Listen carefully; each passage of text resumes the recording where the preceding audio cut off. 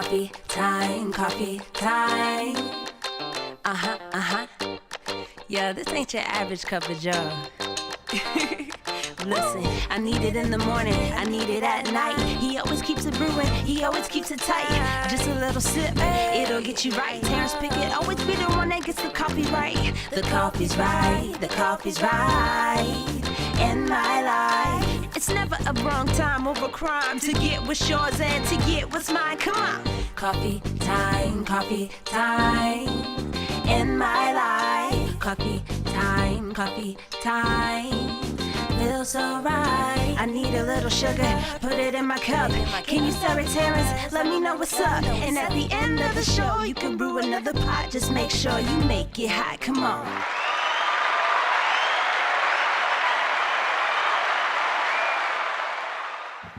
And good morning, everybody, and a mighty good morning to you. Do me a favor, invite somebody, share. If you are on this morning, I need you to say something just so I can acknowledge you. Give you a shout out and thank you for spending your morning with me. It's coffee time. We're talking about something extremely special, extremely, I believe, needed. And I need you to do me a favor, invite somebody, invite them and share. Tell them coffee time is on. We're talking about marketing and branding. We're talking about marketing and branding, and I want to help you as much as I can. First of all, let me start off by saying I'm grateful for all of you that decided to spend your morning with me to be on coffee time. There are a couple of things I do want to give you.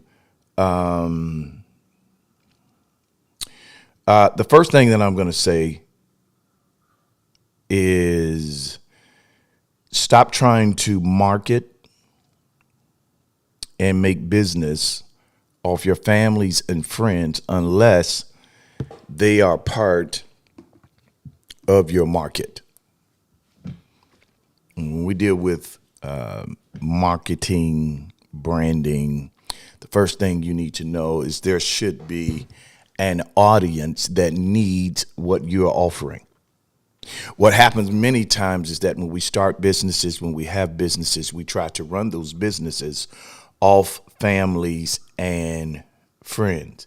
And the danger of running a business off your families and friends is that you know more than anybody that people are fickle. People are sometimes, you have a falling out.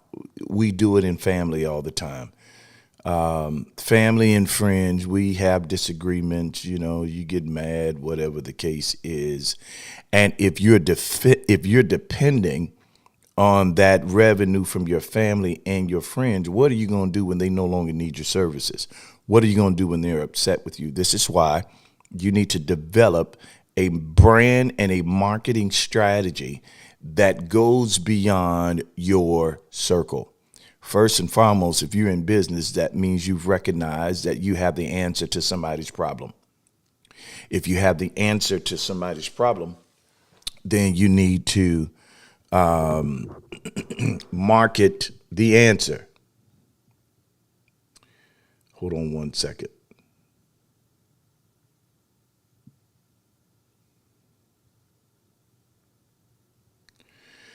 So if you have the answer to somebody's problem, you've discovered you got the answer, then you have to reach to that community, that neighborhood. Some of the things that you need to do before you go in business is you need to understand the demographics. You need to understand where you are. And you need to make sure wherever you place your business that the demographics complement the answer that you are trying to offer. So many times we get the idea we can cook. So because we can cook, we have a favorite dish. Everybody brags about our cooking. We think we need to go in business. Maybe, maybe not.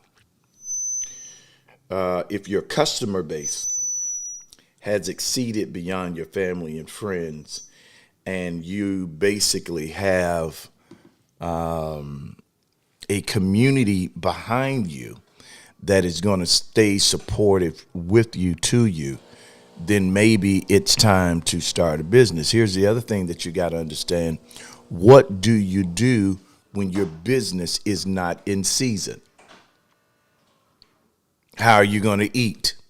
Because if you're going into any form of retail where you are selling a product, I can guarantee you 30 to 40% of all products are seasonal. So you have to take that into consideration. You have to also take into consideration, is this a brick and mortar business? If this is a brick and mortar business where you're going to have a physical location or address, then what type of personnel do you need to make that business successful? Now, I'm going to deal with both sides. I'm going to deal with brick and mortar, and then I'm going to deal with businesses that doesn't need an office. The office can be in the home. So if you have a brick and mortar business, then you need to be assessing what is rent and all of the bills associated with the building. And you need to see what the bottom line is, how much that comes to before you start talking about launching your business. Because you can have a great idea, but the stress of marketing and branding the idea can be so overwhelming if you do not tally and count up the costs for what it's going to take for you to be in business. Let me also stop, pause, take a parenthetical deviation for a second, and let me acknowledge all of our listeners from YouTube and all of our listeners from our various platforms. Andre Carlos Cooper, good morning, my brother. Tina White McPherson, good to see you, Tina. So if there's a brick and mortar, you have electric bill, you have water bill, you have the rent itself, there's an insurance that you need, there's a liability insurance, there's a renter's insurance. So if your profit margin, we haven't even gotten into the equipment of what you need, but if your profit margin does not exceed the rent at least 2 to 3 times, you don't need to be talking about a brick and mortar. I don't care how good your business is. You can't close your eyes and just do it when it comes to bills. There has to be a plan in place. There has to be a strategy in place. Closing your eyes and just doing it is not faith in action. No, it's not. Faith is, because I trust God, I'm going to start the business. But unless you hear a word from God to tell you to get that brick and mortar, you better not touch it until the business is bringing in enough revenue for you to take care of the things that are necessary to run the product and pay for the brick and the mortar. All right. So a physical building comes with a lot of bills. You have to also consider the economy that you're in. All right. So you have to go into business. If you're going to get a building, you have to go into that building with your eyes wide open. You need to see what the market is doing. You need to understand the demographics of your area. What are the demographics of people in that area that need your product? This keeps you from having to shoot in the dark.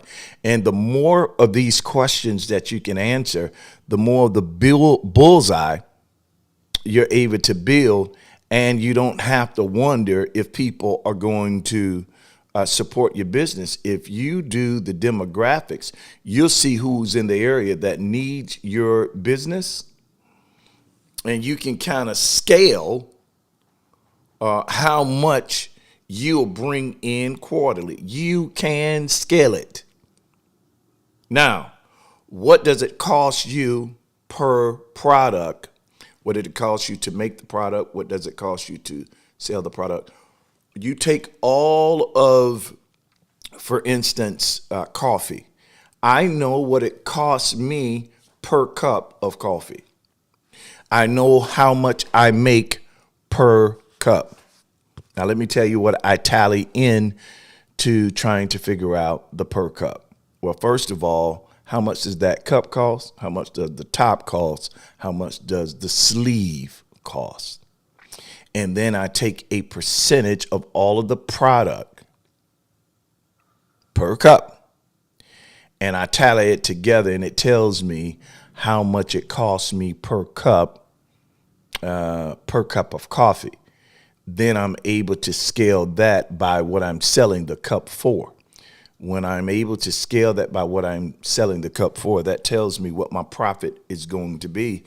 And if I have a particular sales goal, it tells me how much I need to sell per day to hit my monthly goal so that I don't go in the red. So you have to be intentional. You have to be proactive and intentional if you're going to be in business, and you have to be proactive and intentional when it comes to marketing and branding your business. Okay. The other thing that I need to know when it comes to your business. Now, this is all before you start marketing. If it's not a brick and mortar business, meaning you can pretty much the services that you offer don't require a building, you're in a much better seat than the person with the building, because you can launch your business at any time as long as you have somewhere to store your product.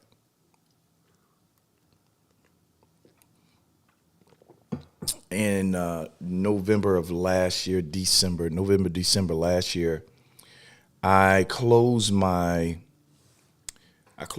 business office down. Now, inside of that office building, I have 3 different businesses, and all 3 of those businesses occupied that office. Well, I wanted to save money, so I shut that office building down. And now my employees that worked in the office building, they work from home. We have regular meetings. We do some Zooms. We meet in person for coffee to discuss. We do about 3 meetings every 2 weeks. And that was my way of cutting costs so that I can increase my profit margin. Now, I know I titled this Coffee Time Marketing and Branding Your Business, but these are some of the prerequisites that I think you need to be aware of, because what happens most times is that when people are putting together their business plan, they don't allocate anything for marketing and branding.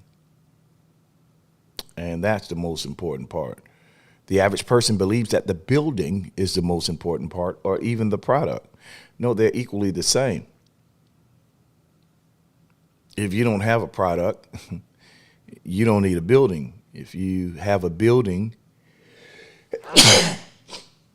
if you have a building, then that building is equally as important as the product, and the product is equally important as marketing and branding, because a product that is unseen or unknown does not exist. It only exists with you. So you can't make any money if people don't know what you have to offer. So if you have a product that does not require a building, man, you can launch it anytime.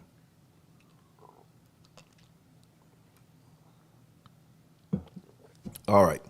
So let's dig into the topic, because I'm only going to do about a few of these. The first thing that I'm going to say when it comes to marketing and branding is that everyone needs to understand what we call consumer psychology. How does the consumer think in regards to your product? Consumer psychology. Give me a second here. There's some information that I want you to have that I'm going to give you. So when we deal with consumer psychology, we're dealing with market research. What does the market research say about your product? When I say market research, let's say you're selling computers. How many, how many Americans need a computer? What is the market research as it relates to computer? And that is important because that's going to tell you not only a lot about your business, whether it's needed, but it's also going to tell you where you need to put that business. So,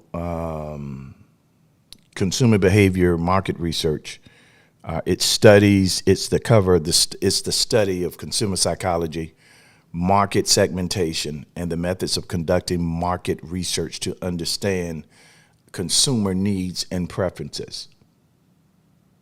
Remember, what's going to make your product great and determine where you should put it, or the focal point of your market is going to be where is the greatest need. Where is the greatest need? So if you're in a area, let's say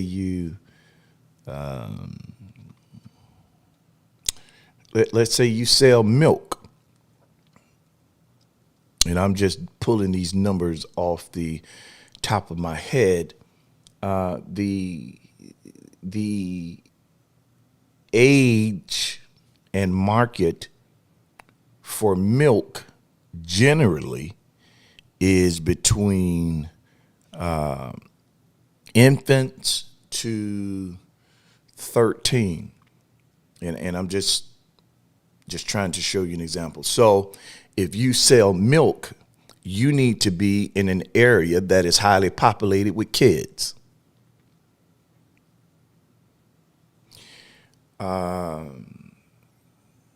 Consumer psychology. If you notice, Starbucks, all of them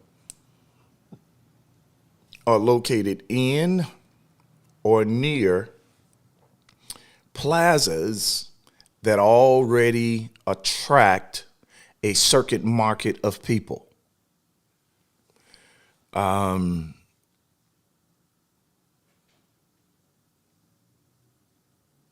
You'll see, for instance, wherever there is a Target, there's generally, in most markets within 3 to 4 miles, there's a Walmart. That's a psychology. In other words,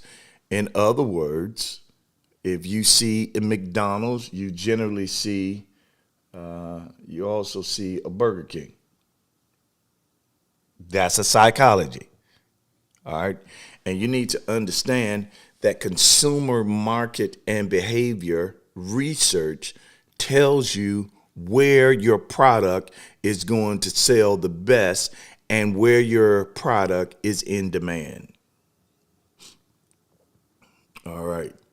The next thing I'll share with you is brand strategy development, which focuses on creating a strong brand identity, positioning the brand in the market, and building brand equity. I'll give you an example. 2011, when Train and I started the radio. Oh God, hold on one second.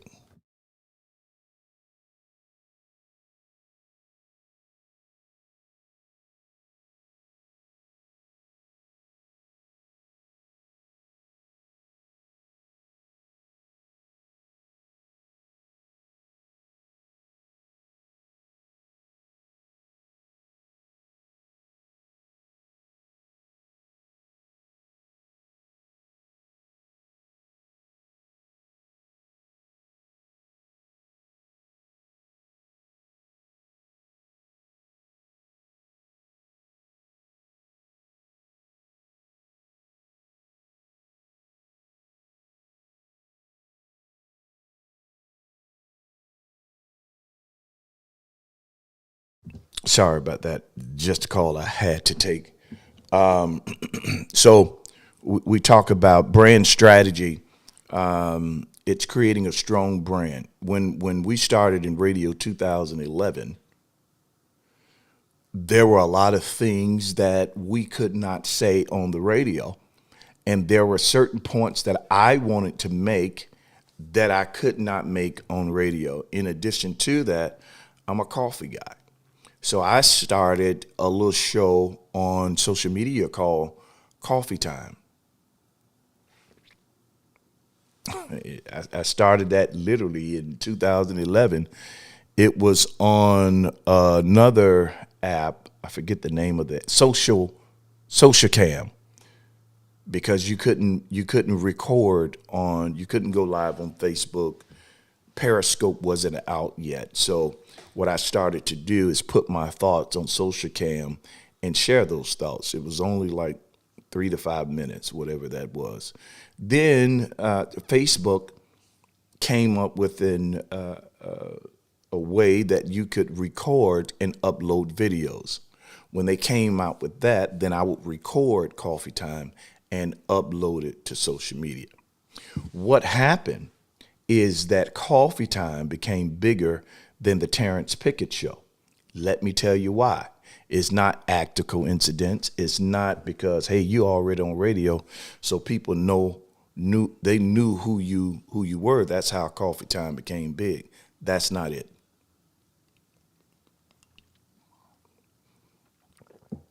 It's not it at all. And let me tell you why that wasn't it. People know the name Coffee Time and they don't know the name Terrence Pickett. So if I branded Coffee Time off of the Terrence Pickett Show, then I would have included Terrence Pickett with Coffee Time. It wasn't until we went TV about 4 years ago that I even put Terrence Pickett on the name Coffee Time. Coffee Time was easy to remember. It was how I branded it, believe it or not, is your morning inspiration.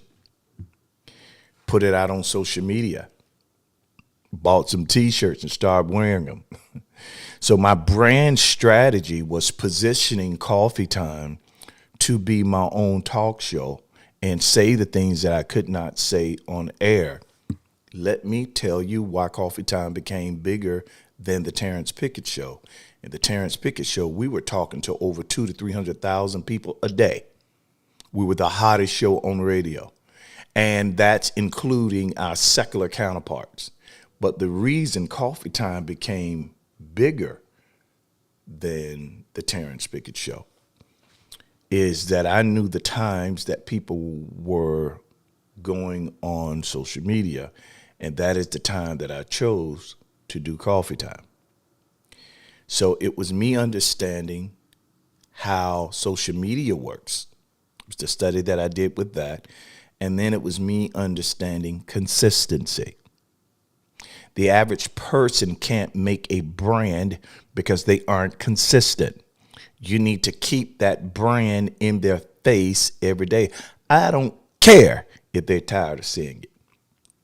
Here's the other thing that we do when we're talking about brand strategy development. We get tired of the brand, so we say, I'm going to do something different. No, you need to keep the same colors, the same name.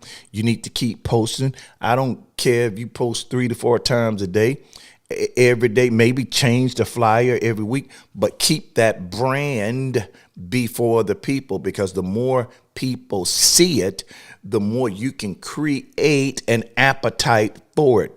This is how social media drives the world right now, because social media understands how to create an appetite for something you don't even want or desire. And the way that they do it is they keep it before you. It looks good. Let me tell you something real good when it comes to your brand. Your brand cannot look shady. It needs to be top tier. You can't say, well, I'm doing my best because I'm doing this by myself. No, that means you didn't count the cost before you started the business, because before you started the business, branding and marketing should have been a part of your budget, and you need to invest so it looks good. How it looks will determine who you attract. Personal preference. I will not do business with anybody who has a crazy looking logo. I won't. Because what it says to me, it speaks of your character. Now, you may say, well, I'm doing my best and I had to do it myself. And for you, that's a badge of honor because at least you're doing something. From the consumer side, how can I trust your product if you've not taken the time to invest in your brand? Your brand, if it's it needs to be corporate look. It needs to look corporate. It needs to look nice. Jocelyn Johnson, good morning. All of you that are here, good morning. So you need to invest. Michelle Byers, good morning. You need to invest in your brand and be consistent. Don't you step in the lane of making your own logo if you don't make logos. There are certain things that has to be done, and branding and marketing professionals know that. Let me give you some tips real quick, and then I got to go. There's a such thing as the psychology of colors. There are certain colors that causes the brain to think a certain way. Now, I'm going to give you an example. Wells Fargo, Bank of America, BB&T, Navy Federal, ViceStar, Burger King, McDonald's, Kentucky Fried Chicken or KFC, Chick-fil-A, Wendy's, all of those financial institutions and those fast food restaurants, all of them have the same colors because there's a psychology behind the color. You say, well, purple is my favorite color and I'm going to use purple. What does purple do to the brain?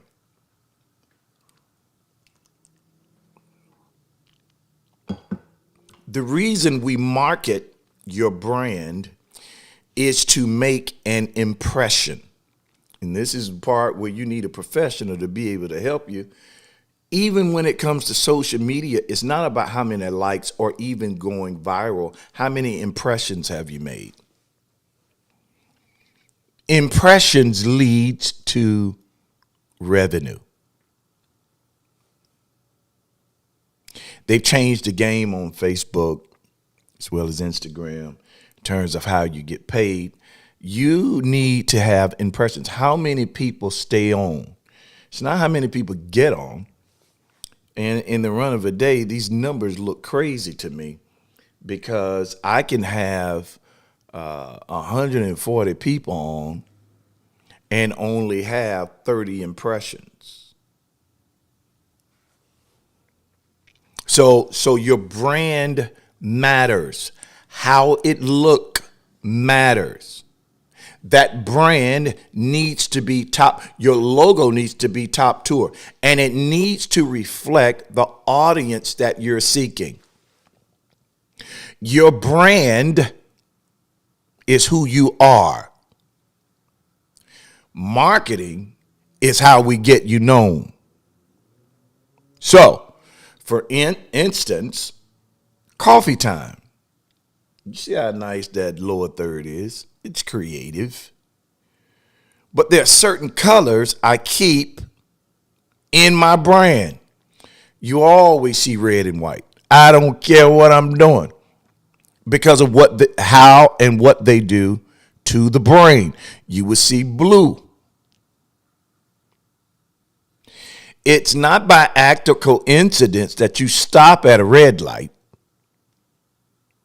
It's not by act of coincidence that when you see yellow, you know it means to yield. These colors are a brand psychologically, how they affect the brain. When we see certain colors, they get our attention. Green means go. So when you take those colors and bring those colors together, it makes an impression. One of the things that literally rattle my cage is when I hear customers, I hate to do this to you girls, is normally the ladies who want to brand their logo, or they want their brand to be the colors they love. Well, I get that concept, but you need to understand you don't go fishing with the food you like.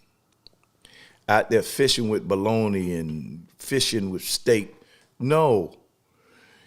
If you're going to go fishing, you have to decide what kind of fish you want to catch, and that's going to tell you what bait you need to use. That's how it is with your brand. You want an upscale community? You want people that have money? Then your brand needs to appear a certain way. My marketing firm, we've got more business, I kid you not, from Coffee Time. Not what I say necessarily. My look. Everybody wants to know, pick it. Who do your stuff, Doc? Well, Doc, I do my own stuff. Because there's a psyche with colors and how we put them together. There's a way that it's supposed to be centered.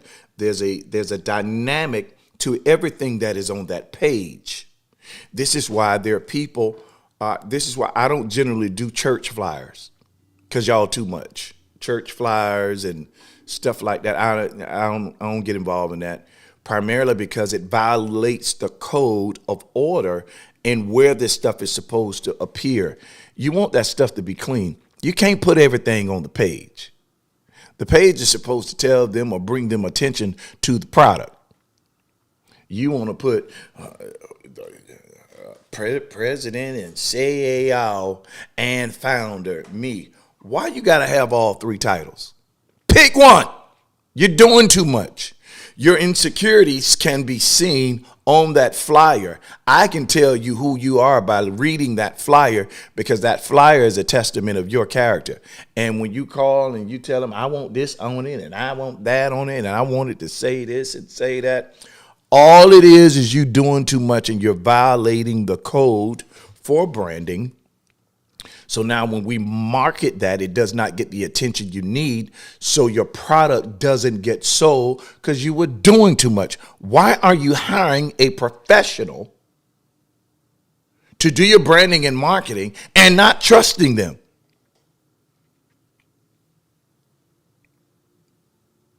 So consequently, if whoever's doing your branding and marketing, if they're like me, I'm going to educate you. I'm going to tell you, hey, you don't need to do that. Hey, this shouldn't be this. But if you tell me this is what you want, I'm going to take your money and give you what you want. And I know it's not going to work. There was a daycare. We did their logo. Our company did their logo. We were getting ready to start the marketing. The logo was fire. And the people, the owners, they put the logo up. The day that they put the logo up, I think they had over 1,000 impressions. I think they had over 300 shares, and it had somewhere between 2,000 to 3,000 people that liked it. What does that say? The person or the company that was starting the daycare, nobody knew them. The brand got them notice, because the brand got them notice. The brand was doing its job by attracting the people. That is what a brand is supposed to do. It's supposed to be attractive and get people to wonder and be inquisitive that they make a call to find out about the services. All right, that's all I got for you today. I'm probably going to do this next week as well, because I need people to understand the importance of having the right brand and the importance of marketing correctly. If it's not, listen, if it's not done correctly, y'all, you can literally have the right product branded or marketed wrong and it not bring you the increase or the revenue that you're supposed to have. There's a reason we call electricians, when our electricity is acting the fool. Them houses go to blinking and plug something up and it sparks. There's a reason we call an electrician. That electrician has been skilled in the area of electricity, and they know some things about your house you don't, because to everything there's a front side and there's a back side. What we do is we think we can master the front side as it relates to appeal, but we don't understand in order to make something appealing, there are things that it has to have. There are necessities that it has to have in order to be effective as it relates to branding and marketing. Hey, that's Coffee Time this morning. Thank you for spending your morning with me. I really do appreciate it. I honor you. If you would like to bless me with the seed, this seed, sponsor Coffee Time. Believe it or not, I give it to the church to help families that are in need. The Cash App is on the screen. It's $ sponsor Coffee Time. If you like the information that you're getting, hit me up. Just share how it's helped you in my inbox. You were born to win, predestined to succeed. There's nothing that can happen to you today that the wisdom inside of you cannot handle. You got to calm down, be quiet, know when to speak, trust God, use emotional intelligence, and let wisdom speak. When wisdom speak, you will always win. Go have a great day, be great, and remember to think higher, speak life, seek wisdom, stay strong.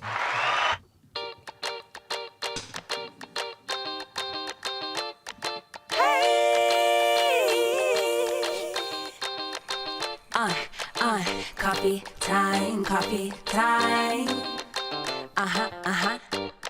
Yeah, this ain't your average cup of joe. Listen, I need it in the morning, I need it at night. He always keeps it brewing, he always keeps it tight. Just a little sip, it'll get you right. Terrence Pickett always be the one that gets the coffee right. The coffee's right, the coffee's right in my life. It's never a wrong time over crime to get what's yours and to get what's mine. Come on. Coffee time in my life. Coffee time feels so right. I need a little sugar, put it in my cup. Can you serve it, Terrence? Let me know what's up. And at the end of the show, you can brew another pot. Just make sure you make it hot. Come on.